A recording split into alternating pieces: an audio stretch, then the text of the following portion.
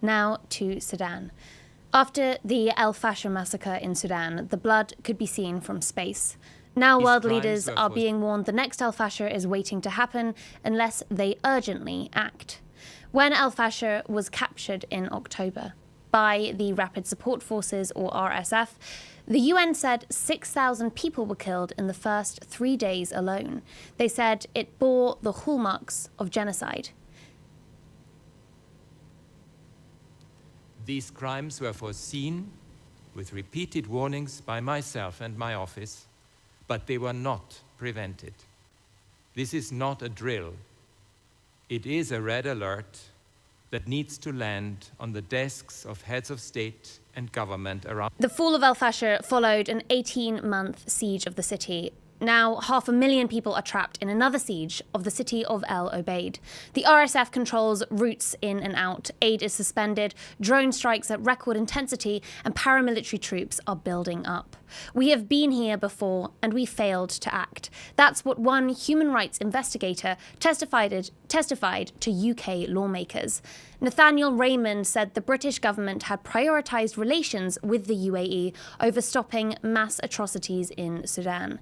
The UAE is widely believed to be backing the RSF and is one of the UK's biggest buyers of weapons that have been found on the sites of Sudan's massacres. Nathanial Raymond, director of Yale's Humanitarian Research Lab, joins me now. Nathanial, welcome to MEE Live. Nathanial, can you hear me? I think you've just joined the stream. Nathanial, I just want to double check that you can hear me before I fire the first question. Yep, I can hear you. Oh, great. Welcome to MEE Live. You say that the UK is putting UAE relations over Sudanese life. Just explain, why would the UK do this? What do we get from the UAE? Well, what the United Kingdom gets by prioritizing the UAE relationship above civilian protection in Sudan is diplomatic, economic, and security advantages. But the fact of the matter is that the United Kingdom is treaty bound by international law to protect civilians, particularly from the threat of genocide. And so basically what's happened is a choice. And the UK has made the choice that the UAE matters more than Sudanese lives. Now, of course, the UAE categorically denies providing military or financial support to the RSF. So on what basis do experts like yourself believe the UAE is perpetuating atrocities in Sudan?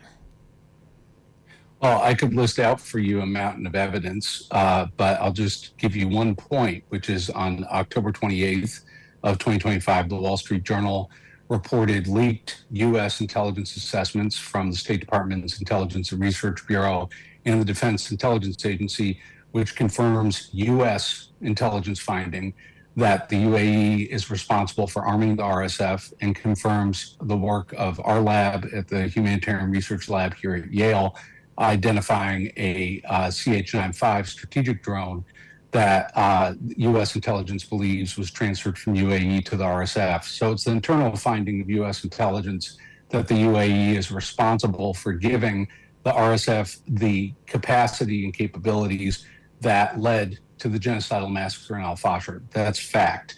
And so at the end of the day, we know that UAE, as you heard in my testimony 2 weeks ago in front of UK Parliament, that flights from Sudan to Ethiopia were going to mineral import-export facilities controlled by Abdul Rahim Dagalo inside Abu Dhabi. These are facts. And so at the end of the day, the war could end in 2 weeks if the international community cut off the supply line to the RSF from the UAE. Do we know why? Why does the UAE support the RSF? What does the UAE stand to gain from war in Sudan? Really three advantages. One is geopolitical positioning within the Gulf region, but the second is really resources. And that's probably the most driving reason for the UAE is gold, copper, water. At the end of the day, the UAE is benefiting immensely from the rich resources of Sudan, particularly in the Darfur region.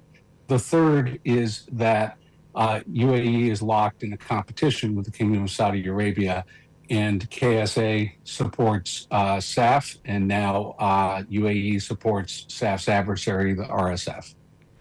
Now, over the past week, we have seen a surge in diplomatic efforts to address the imminent crisis in el-Obeid. A rare urgent debate was held at the Human Rights Council in Geneva on Friday. That was on the request of the UK. Is this the kind of progress that you're talking about? Well, I would give them a C plus. They're having the emergency meetings, they're having the warnings, but they're only going halfway. They're not talking about the solution. And the solution is cutting off the weapons highway that is currently fast tracking resources into the RSF, but also to the SAF. At the end of the day, the siege in el-Obeid is just one instance of the RSF business model.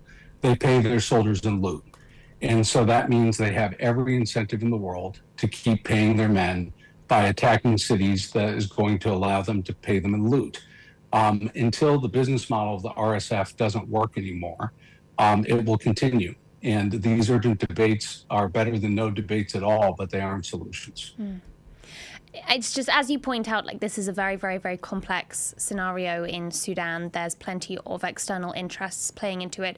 Egypt quietly backs the Sudanese armed forces. Saudi Arabia and Qatar are aligned, as you say. It interlocks with Horn of Africa rivalries. There's a lot of foreign powers standing to profit from the lucrative minerals trades that you've described coming out of Sudan, gum arabic, gold. I think this gives many onlookers the impression that what's happening in Sudan is unsolvable, let alone comprehensible.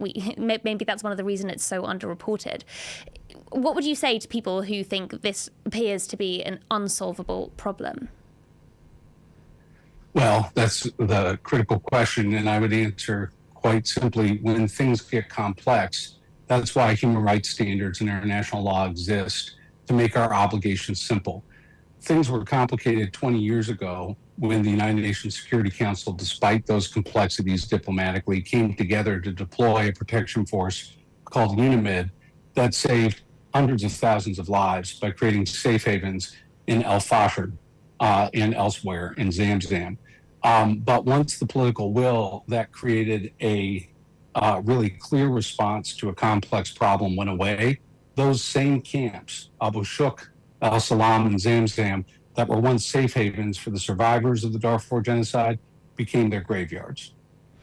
And why do you think that it appears to be so difficult to get not just British lawmakers, but lawmakers in general, sufficiently engaged in what is happening in Sudan?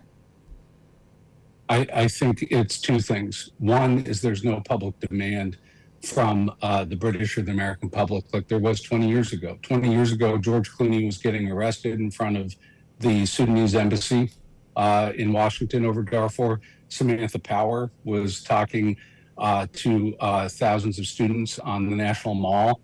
Now there's no bracelets, there's no chants, there's no signs in the yard. It's the lack of a demand from the public, combined with the fact that it's easier. As I said to UK Parliament 2 weeks ago, it was easier for the Foreign Office to prioritize UAE because there was no consequence to it. At the end of the day, until they're burning Manchester City jerseys on the streets of Hull, nothing is going to change.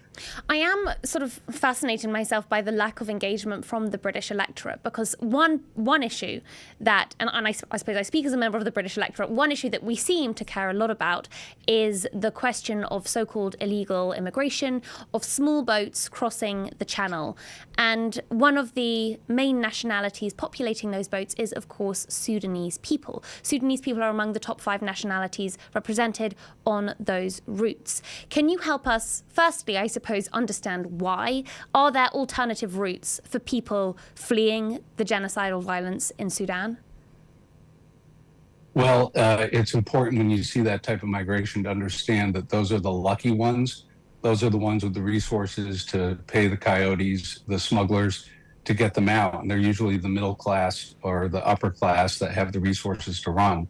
It's the poorest in the population with the least skills in terms of not being doctors, lawyers, or business owners that can't flee. And why are they coming?